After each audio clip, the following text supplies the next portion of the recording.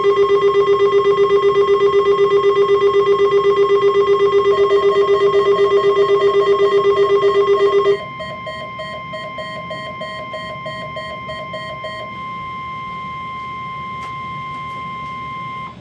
is a test of the Weather Service weather radio warning alarm for the WNG698 listening area of north central Ohio. During potentially dangerous weather situations, specially built receivers are automatically activated to warn of impending hazard. Tests of these receivers are normally conducted by the National Weather Service every Wednesday between 11 a.m. and noon. When there is a threat of, or existing severe weather in, the area, the test will be postponed until the following day. This ends the test of the National Weather Service weather radio warning alarm.